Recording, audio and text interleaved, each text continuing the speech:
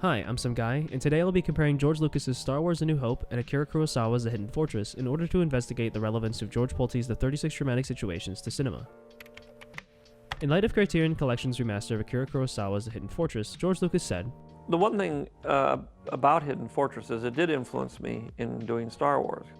Criterion's intent in interviewing Lucas was to promote their new release. People would surely be curious to see a film that George Lucas calls an influence on his famous Star Wars. They were right, and I found myself watching the film. But it took me a few views to really see the similarities between the two. Not because the similarities are subtle, though some are, but because I initially dismissed what many people call similar as coincidence. In the same interview with George Lucas, he says, "There's a book written and a theory among writers that there's only 32 plots. The book he is talking about is George Pulte's The 36 Dramatic Situations, in which he presents 36 plot scenarios that all stories are made of. Like Lucas, I'm not sure if there are exactly 36, neither is Pulte, and there doesn't exist enough time to verify that there are no stories with elements outside of these 36. So instead I want to investigate how well Pulte's 36 Dramatic Situations adapt to cinema despite their basis in classical Greek text and French theater, beginning with the fifth situation, Pursuit. In Pursuit, the avenging element holds second place, or perhaps not even that. It may be, indeed, quite invisible and abstract. Our interest is held by the fugitive alone, sometimes innocent, always excusable, for the fault, if there was one, appears to have been inevitable, ordained. We do not inquire into it or blame it, which would be idle, but sympathetically suffer the consequences with our hero, who whatever he may once have been, is now but a fellow man in danger. In Star Wars and in The Hidden Fortress, our fellow men in danger, or more appropriately women in danger, are Princess Leia and Princess Yuki, respectively. As they are both protagonists, we are meant to feel the sympathy Pulte describes, as well as excuse them of their crimes.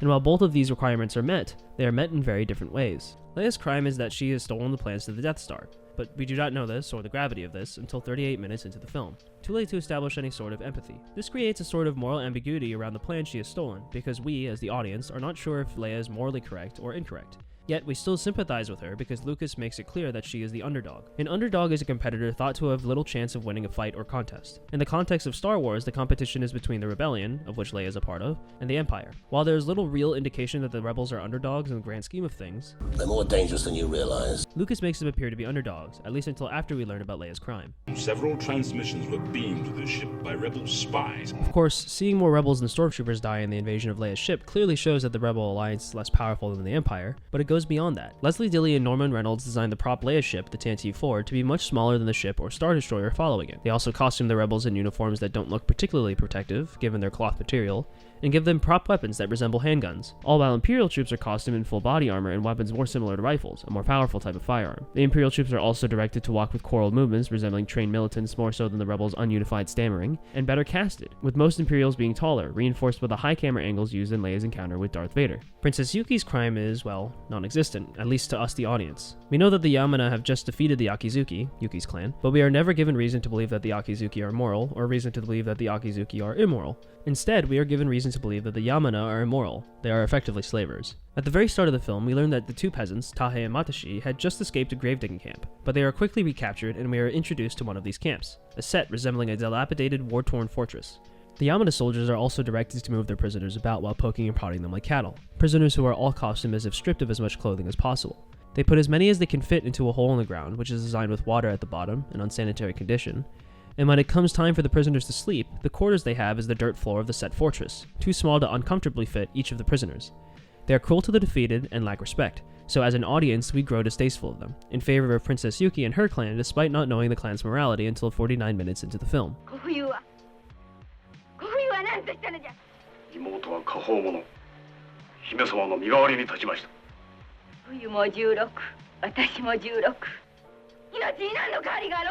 Both films create moral ambiguity in their princesses by not providing enough information at the beginning, but they both primarily avoid this becoming a problem by characterizing the protagonist as weak in Star Wars and by characterizing the antagonist as cruel in The Hidden Fortress.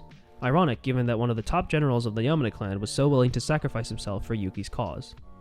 All for an ideal. What the ideal may be, whether political or religious, whether it be called honor or piety, is of little importance. It exacts the sacrifice of all ties, of interest, passion, life itself, far better, however, under one of the three following forms if it be tarnished with the slightest, even although the most sublime, egoism.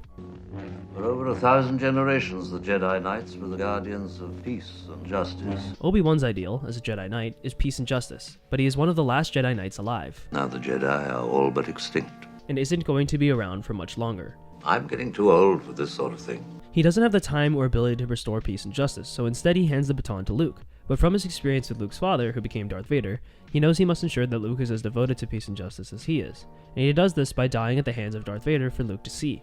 He sacrifices his life in hopes that peace and justice will be restored as a result. But his sacrifice is not without some tarnishing, as Polty would say. It's clear that Obi-Wan has some ego behind his actions, given the conviction behind this line. You can't win, Darth.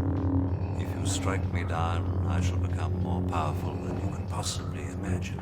As well as the juxtaposing costume design and casting, and the camera angles used during their fight. Darth Vader appears to be better equipped, as he wears protective armor, while Obi-Wan is confident enough in his abilities that he chooses to remain armorless. There is also a height difference between the two, but Obi-Wan is shot at eye level rather than from high angle, again illustrating his sense of superiority. In fact, he is so capable that he matches Darth Vader despite the aforementioned, and only loses the fight because he chooses to.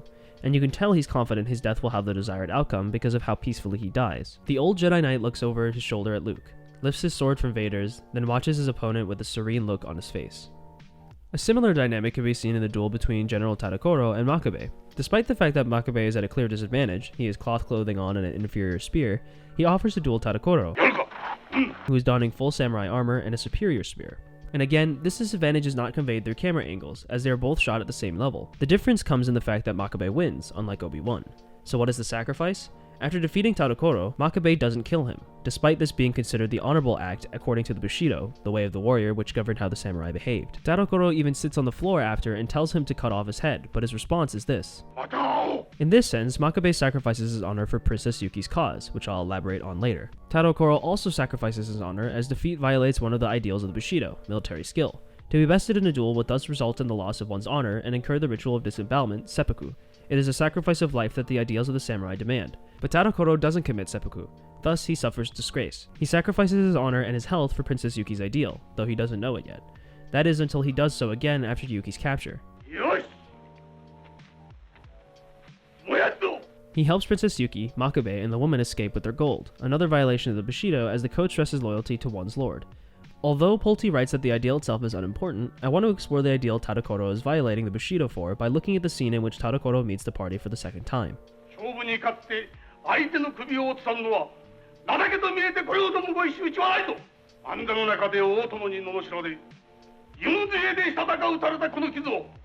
This is a belief reinforced by the Bushido, as defeat results in the cruelty Tadokoro experiences. But in opposition to this, Princess Yuki says,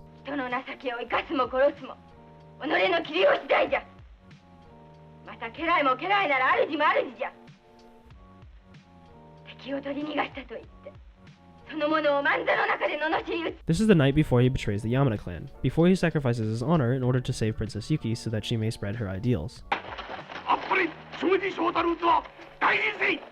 Her ideals being the more Western value in life, kindness, and forgiveness.